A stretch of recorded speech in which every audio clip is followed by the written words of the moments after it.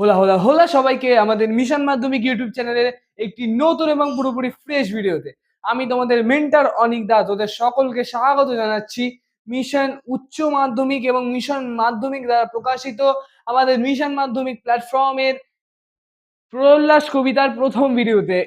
এই কবিতাটা দুটো ভিডিও দেবো, একটা ভিডিওতে তোদের পুরো কবিতার এক্সপ্লেন করে দেবো, অ্যান্ড সেকেন্ড যে ভিডিওটা দেবো সেই ভিডিওটার মধ্যে তোদের যত ডাউট আছে, তোদের যত কোশ্চেন আছে, সবকিছু আলোচনা করে দেবো। জানি ভিডিওটা অনেকদিন লেটে দিচ্ছি এবং তোদের আশা করছি বাড়িতে পড়া হয়ে গেছে, কিন্তু একবার ঝালিয়ে নিতে পারবি এই ভিডিওটা দেখার মাধ্যমে। ওকে, দেখ, এই যে প্রল্লাস কবিতাটি কাজী নজরুল ইসলামের লেখা। তোরা অনেকেই ভাবিস যে এই কবিতাটি হলো প্রচন্ড কঠিন কবিতা, অন্যতম কঠিন একটি কবিতা। তোরা অনেকে ভয় পাস কবিতাটা পড়তে, কিন্তু আবার অনেকে কিন্তু কবিতাকে খুব ভালোবাসে, কবিতাটা খুব ভালো লাগে। আমি তার মধ্যে একজন। আমার এই কবিতাটি প্রল্লাস কবিতা এবং অভিষেক, এই দুটি কবিতা আমার খুব পছন্দের কবিতা। কিন্তু জানি না, অনেকে বলে ভয় লাগে, হতে পারে ভয় লাগার জিনিস আছে, কিন্তু ভালোভাবে পড়লে কিন্তু কোনো কিছুতে ভয় লাগার কথা না, বুঝলি? চল দেখ, ফার্স্ট স্লাইডটা জাস্ট একটু দেখে নি যে মিশন মাধ্যমিক চ্যানেলের তরফ থেকে। জানিস ভাই, এগুলো বলতে হয় না, আর তোদের তো অভ্যস্ত হয়ে গেছিস আমাদের বক বক শুনতে শুনতে। কাজী নজরুল ইসলামের প্রল্লাস, ফুল এক্সপ্লেনেশন ইন ওয়ান ভিডিও। একটা ভিডিওর মধ্যে পুরো এক্সপ্লেনেশন তোরা কিন্তু পেয়ে যাচ্ছিস, বুঝলি? Okay, learn by line. Okay, easy to understand, important for exam মাধ্যমিক এক্সামিনেশন 2027। 2027 মাধ্যমিক এক্সামিনেশনের জন্য কিন্তু most most important platform mission মাধ্যমিক। চল দেখি, তোরা যারা যারা কবি পরিচিতি পড়িস না বা কবি পরিচিতি পড়তে অভ্যস্ত নোস, তারা তাদের জন্য এই স্লাইডটা, তাদের জন্য এই স্লাইডটা। কবি পরিচিতি পড়া প্রচন্ড প্রচন্ড গুরুত্বপূর্ণ। ক্লাস 10, 11, 12 এই তিনটে ক্ষেত্রেই কবি পরিচিতি থেকে প্রচুর প্রচুর কোশ্চেন আসে। ইভেন ক্লাস 9 থেকে, ক্লাস 9, 10, 11 প্রচুর কোশ্চেন আসে কিন্তু এই কবি পরিচিতি থেকে। কাজী নজরুল ইসলাম, তার জন্ম 1899 খ্রিস্টাব্দে। তোরা দাগিয়ে রাখতে পারিস, তার জন্ম হলো 1899 খ্রিস্টাব্দে এবং মৃত্যু হলো 1976 খ্রিস্টাব্দে। 1899 জন্ম এবং 1976 তার মৃত্যু। বিদ্রোহী কবি, তোরা জানিস যে কাজী নজরুল ইসলামকে বিদ্রোহী কবিও বলা হয়। জন্ম 1899 সালে বর্ধমান জেলার চুরুলিয়া গ্রামে জন্মগ্রহণ করেন। দেখ, এখানে জন্মস্থানটা বর্ধমান জেলার চুরুলিয়া গ্রামে তিনি জন্মগ্রহণ করেন। ওকে, সো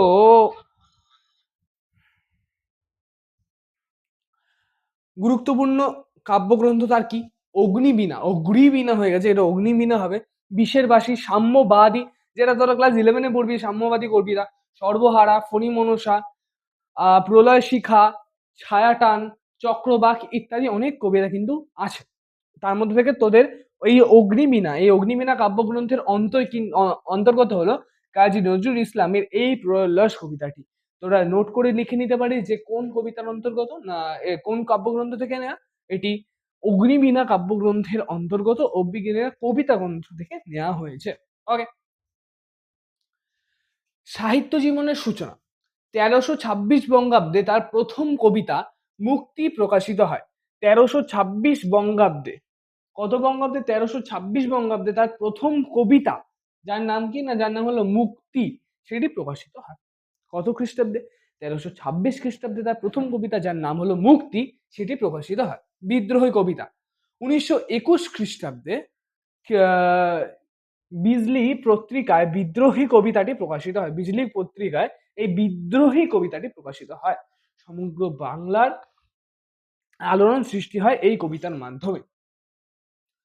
প্রতিবাদের কণ্ঠস্বর, তিনি কি প্রতিবাদের কণ্ঠস্বর করেছিলেন? ইংরেজি শাসনের বিরুদ্ধে প্রতিবাদ করেছিলেন। সমস্ত অন্যায়, অবিচার ও কুসংস্কারের বিরুদ্ধে সোচ্চার ছিলেন। তার প্রতিবাদের হাতিয়ার ছিল তার গান ও কবিতা। এটা সবাই আশা করছি যে তিনি গান ও কবিতা দিয়ে প্রতিবাদ করতেন এবং সফল হয়েছিলেন। কাজী নজরুল ইসলামের শেষের জীবনটা অতটা ভালো না হলেও তিনি কিন্তু খুবই বিদ্রোহী কবি ছিলেন প্রথমত, এবং তার গান কবিতা সবই অকল্পনীয়। তার কবিতা ও গান চিরকাল বাঙালিকে উদ্দীপিত করে। নিশ্চয়ই কারার ওই লৌহ কপাট, ভাই অসাধারণ গান কবিতা দুটোই বলতে পারি, যেটা গান অসাধারণ গান ভাই। ওকে, আমি বিদ্রোহী বীর বিশ্ব ছায়েরে উঠিয়াছি একাচির উন্নত শির। ভাই এখানে না স্পেলিং গুলো একটু মিস্টেক থাকতে পারে। ওকে, ধ্বংসের মাঝে সৃষ্টির বীজ বপন করিয়াছিল তার লক্ষ্য। দেখ স্পেলিংটা সুষ্ঠির হয়ে গেছে, সৃষ্টির হবে, আশা করছি জানিস। মাধ্যমিক পরীক্ষার জন্য মনে রাখবে, এগুলো মনে রাখবে। তার জন্মস্থান চুরুলিয়া, বর্ধমান। বর্ধমান জেলার চুরুলিয়া গ্রামে তার জন্ম। প্রথম কবিতা মুক্তি 1326 বঙ্গাব্দে। বিদ্রোহী কবিতা প্রকাশ হয় 1921 খ্রিস্টাব্দে বিজলি পত্রিকায়। পরিচিতি বিদ্রোহী কবি হিসাবে। Next slide.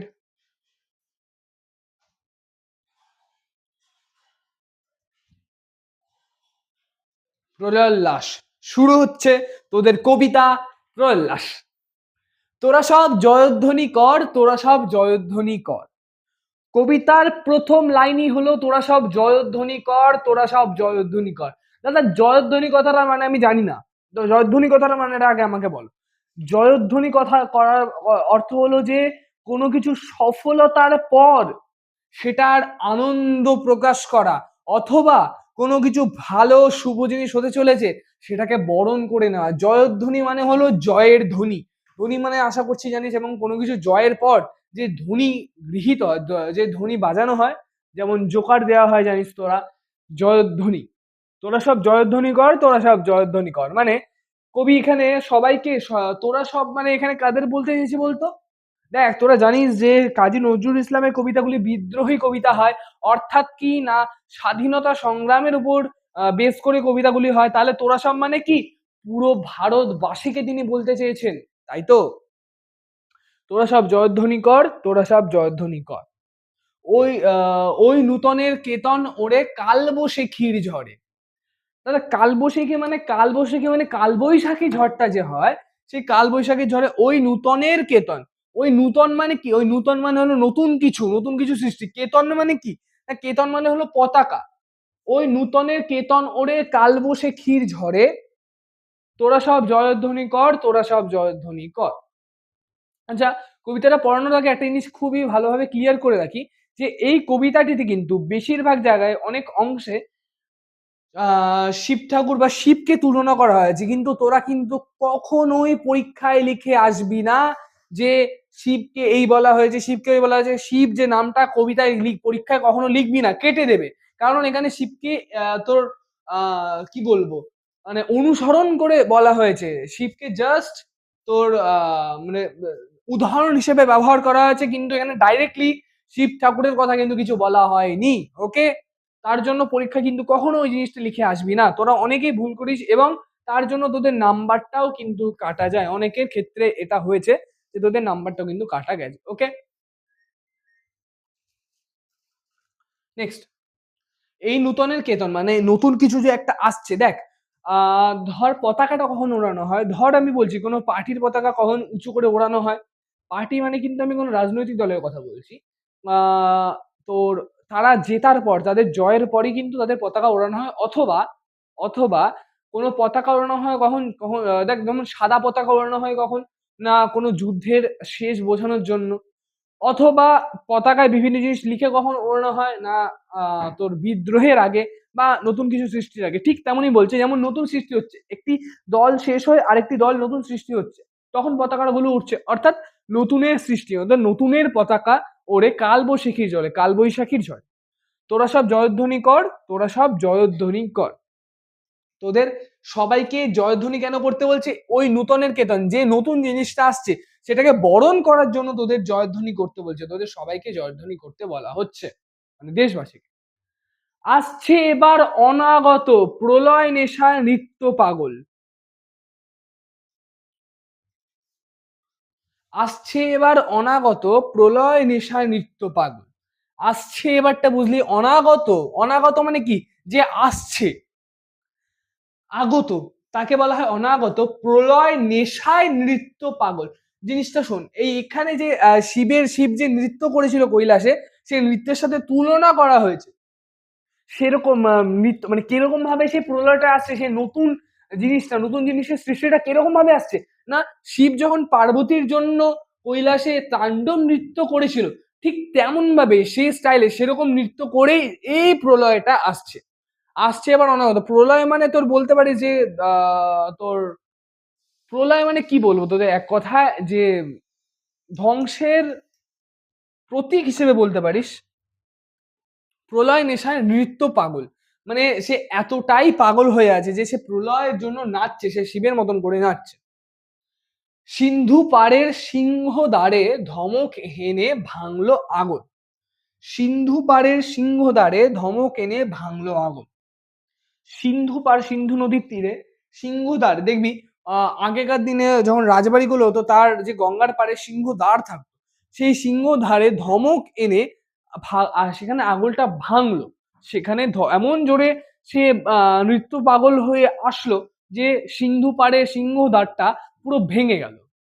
মৃত্যুগহন অন্ধকূপে মহাকালের চণ্ডরূপে, মহাকাল মানে এখানে শিবের কথা বলা হয়েছে। মৃত্যুগহন অন্ধকূপে, যে মৃত্যুকেও ভয় পায় না, মৃত্যুগহন অন্ধকূপে মহাকালের সেই চণ্ডরূপটা ধরে আসছে এই প্রলয়টি। মহাকালের চণ্ডরূপে ধূম্র ধূপে বজ্রশিখায় মশাল জেলে আসছে ভয়ঙ্কর। বজ্রশিখার মধ্যে মশাল জেলে এই ভয়ঙ্কর আসছে। একটা মিনিট দাঁড়া।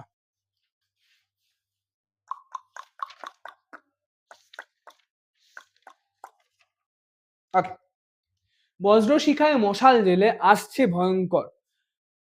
তোরা আশা করছি মশাল দেখেছিস, সেই মশালের মধ্যে আগুন লাগিয়ে এই ভয়ঙ্কর আসছে। ওরে ওই হাসছে ভয়ঙ্কর। ভয়ঙ্কর এই দেখ, এখানে ছবিটা তোরা দেখতে পাচ্ছিস যে এরকম ভাবে হেসে উত্তেজিত হয়ে নতুন কিছু সৃষ্টির আশায় সেই ভয়ঙ্করটি কিন্তু আসছে। আসছে ভয়ঙ্কর। তোরা সব জয়ধ্বনি কর, তোরা সব জয়ধ্বনি কর।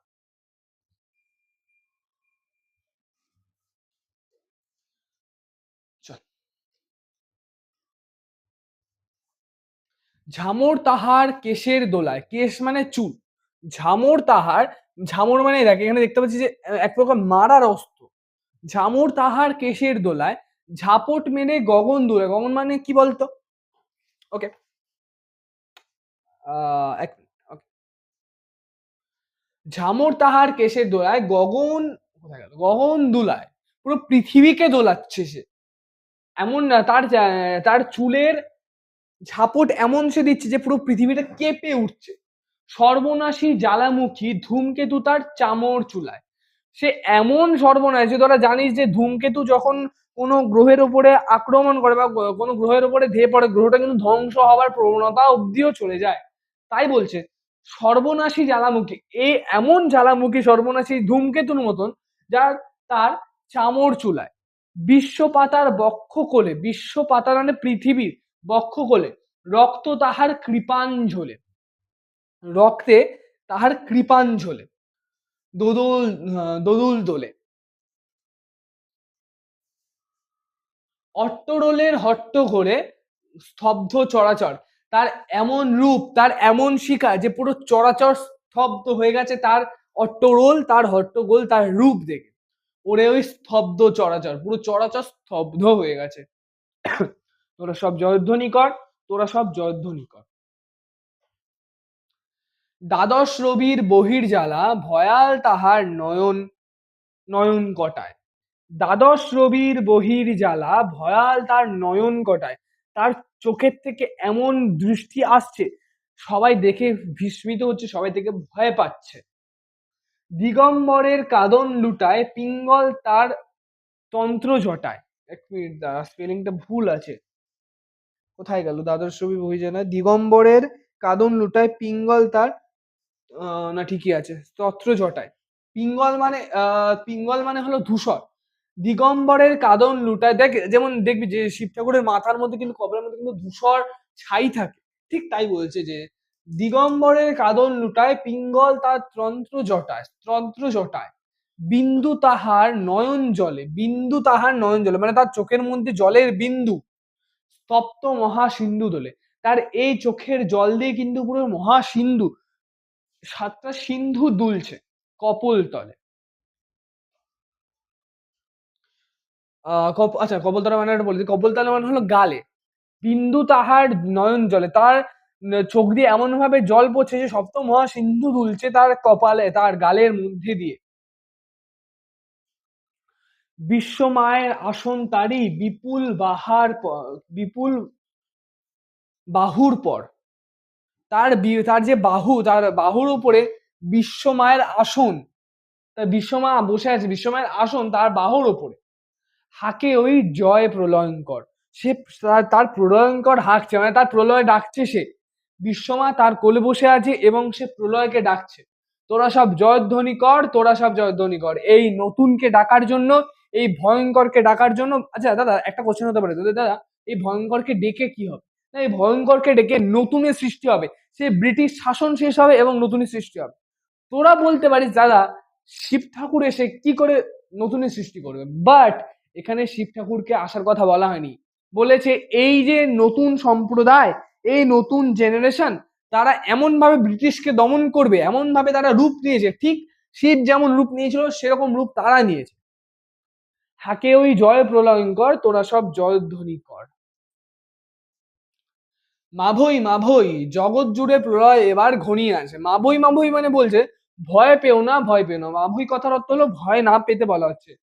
মাভই মাভই জগৎ জুড়ে প্রলয় এবার ঘনিয়ে আসে, মানে সাধারণ জনগণকে বলছে তোমরা এই রূপ দেখে ভয় পেও না। জগৎ জুড়ে পুরো প্রলয় আসবে, কিন্তু তোমরা তোমাদের সেই প্রলয়কে মোকাবিলা করতে হবে, ভয় পেলে চলবে না। জরায় মরা মুমূর্ষুদের প্রাণ লুকানো ওই বিনাশে। জরায় মরা মুমূর্ষুদের, দাদা মুমূর্ষ কথার অর্থ কি? মুমূর্ষ কথার অর্থ হলো মরণাপন্ন মানুষ, মানে প্রায় মৃত মানুষ। জরায় মরা মুমূর্ষুদের প্রাণ লুকানো ওই বিনাশে, এই বিনাশেই তাদের প্রাণটা লুকানো আছে। তাদের প্রতিবাদ, তাদের মৃত্যুর প্রতিবাদ না কি বলবো বলতো, তাদের মৃত্যুর যে তাদের মৃত্যু হয়ে গেছে তার যে বদলা, সেটি এই প্রলয়ের মধ্যে। এবার মহা নিশার শেষে আসবে উষা অরুণ হেসে করুণ বেশে। এবার মহানিশার শেষে, এই যুদ্ধের শেষে উষা, দেখ উষা মানে নতুনের কিরণ, মানে এই যুদ্ধটা শেষ হলে, এই প্রলয়, এই সৃষ্টিকে দমন করলে, এই ব্রিটিশ শাসনকে দমন করলে, এবার এবার এমন উষা আসবে যা এই পুরো পৃথিবীকে নতুন করে সাজাবে এবং এই ব্রিটিশ শাসনের অবসান ঘটাবে। দিগম্বরে জটায় হাসে শিশু চাঁদের কর। অর্থাৎ এই পুরো কি বলবো, পুরো এই কালটা শেষ হওয়ার পর, এই প্রলয় পুরোটা ধ্বংস করার পর, দিগম্বর অর্থাৎ শিব ঠাকুরের জটায়, জটার মধ্যে চাঁদের কর। চাঁদের কর মানে হাফ চাঁদ জোড়া, দেখবি কি সুন্দর লাগে দেখতে, ঠিক তেমনি নতুন আসছে আলো তাহার ভরবে এবার ঘর। সেই আলোতে, সেই দিগম্বরের জটায় হাসে যে শিশু চাঁদের করটি, তার আলোতে চারিদিকে ঘর ঘর ভরবে। তোরা সব জয়ধ্বনি কর, তোরা সব জয়ধ্বনি কর। ওই সে মহাকাল সারথি, ওই সে মহাকাল সারথি, মহাকাল সারথি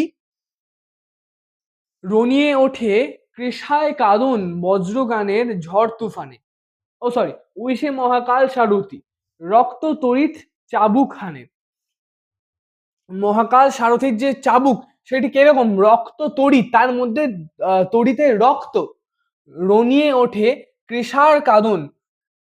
সেই মহাকাল সারথি যখন এগোচ্ছে কিরকম হচ্ছে না, কৃষার কাঁদন রনিয়ে উঠছে বজ্রগানের ঝড় তুফানে। খুরের দাপট, খুরের ধাপট তারায় লেগে উল্কা ছুটায় নীল খিলানে। উল্কা ছুটায় নীল খিলানে অর্থাৎ, মানে এক কথায় যদি তোরা বলতে চাস, এক মিনিট দ্বারা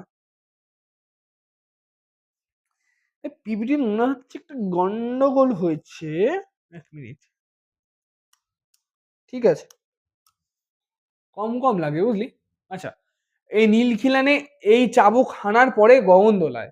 অন্ধকারের বন্ধ কূপে, যে কূপ অন্ধকার এতদিন বন্ধ ছিল, দেবতা বাধা যজ্ঞঝূপে, যেখানে দেবতারা যজ্ঞঝূপে বাধা ছিল, পাষাণ তুপে, পাষাণ মানে ইট, এই তোরে তোর আসার সময় ওই রথ ঘর ঘর, এই তো তার আসার সময়। এই এতদিন এই ব্রিটিশ শাসনের পর ফাইনালি তার আসার সময়। তোরা সব জয়ধ্বনি কর, তোরা সব জয়ধ্বনি কর। ধ্বংস দেখে ভয় কেন তোর? সাধারণ জনগণকে কবি বলছেন যে তোরা ধ্বংস দেখে তোদের ভয় কেন? এতদিন তো তোরা এই ব্রিটিশ শাসনে ছিলিস না, এখন ভয় কিসের তোর এই ধ্বংস দেখে? আসছে নবীন, নবীন মানে নতুন, জীবন হারা অসুন্দর করতে ছেদন। এই জীবন হারা মানে সাধারণ মানুষের কোনো জীবন নেই, সেই জীবনটাকে নতুন করে সৃষ্টি করছে, সেই অছেদন জীবনটাকে নতুন করে সৃষ্টি করতে আসছে এই প্রলয়। তাই সে এমন কেশে বেশে, তার তার জন্য এই ধ্বংস করার জন্য তার এমন বেশ, প্রলয় রেও আসছে, আসছে রেশ হেসে। দাঁড়া, আমি বললাম না একটু স্পেলিং এর মিস্টেক আছে এখানে। মধুর হেসে, সে মধুর হেসে আসছে, ভেঙে আবার গড়তে জানে সে চিরসুন্দর। দেখ, কোন একটা প্রলয়, কোন একটা নতুন কিছু একটা সৃষ্টির আগে কিন্তু আগে ধ্বংসটা হবে। তোর যতক্ষণ না কিছু একটা শেষ হচ্ছে, অবসান হচ্ছে, ততক্ষণ নতুনের সৃষ্টি হবে না। ঠিক তেমনই এই প্রলয় এসে যদি সবকিছু ভেঙে দেয়, ঠিক এই প্রলয়টাই আবার নতুনের সৃষ্টি করতে কিন্তু জানে। তোরা সব জয়ধ্বনি কর, তোরা সব জয়ধ্বনি কর। ওই ভাঙা গড়ার খেলা, যে তার কিসের ভয় ডর? এই যে ভাঙা গড়ার খেলায় তাদের তোদের ভয় ডর কিসের? তোদের তো ভয় ডর হওয়ার কথা না। তোরা সব জয়ধ্বনি কর এবং তোরা সব জয়ধ্বনি কর। মধুরা প্রদীপ তুলে ধর। এবার সাধারণ আমাদের মা, বোন ইত্যাদিদের বলছে তোরা প্রদীপ তুলে ধর এই নতুনকে বরণ করার জন্য। কাল ভয়ঙ্করের বেশে এবার ওই হাসে আসে সুন্দর। কাল ভয়ঙ্করের বেশে এই সুন্দর আসছে, এই নতুন চিরদিন আসছে কাল ভয়ঙ্করের বেশে। তোরা সব জয়ধ্বনি কর, তোরা সব জয়ধ্বনি কর। ব্যাস, থ্যাংক ইউ অল। দেখ, কবিতাটা কঠিন ছিল না, কবিতাটির ভাষাগুলো একটু কঠিন। আমি তোদের ফুল মিনিং সহ একটা পিডিএফ তোদের গ্রুপে দিয়ে দেবো, এবং কোশ্চেন অ্যান্সার ভিডিও নিয়ে আসবো। এবার আমি কোশ্চেন অ্যান্সার ভিডিও নিই না, আমি গ্রুপে দিয়ে দিই কিন্তু পিডিএফ। বাট এবার আমি কোশ্চেন অ্যান্সারের পিডিএফ নিয়ে আসবো, সরি ক্লাস নিয়ে আসবো, যেখানে তোদের ইম্পর্টেন্ট কোশ্চেন অ্যান্ড অ্যান্সার তোদের আলোচনা হবে। ওকে, কবিতাটা একদম সহজ ছিল। কবিতাতে একটা খুব ইম্পর্টেন্ট কোশ্চেন আছে, এটা আমি এখনই বলে দিই, যে এই যে তোর তোরা সব জয়ধ্বনি কর, তোরা সব জয়ধ্বনি কর, এই কবি কতবার জয়ধ্বনি করতে বলেছেন? মানে তোরা সব জয়ধ্বনি কর, তোরা সব এটা একটা দুটো মিলিয়ে একটা, কতবার বলেছেন এটা কমেন্টে জানিয়ে দেবে। ওকে, তো আশা করছি অসুবিধা নেই। যদি অসুবিধা হয়, এই কবিতাটা অসুবিধা হতে পারে, হলেও যদি অসুবিধা হয় আমাকে যে কোনো সময় হোয়াটসঅ্যাপে মেসেজ করতে পারবে, কোনো সমস্যা নেই।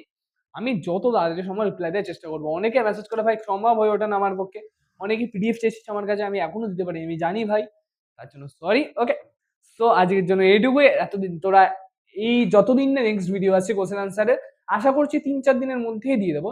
ততদিন একটু স্টে টিউন থাক। ওকে, কিপ লাভিং মিশন মাধ্যমিক। টাটা।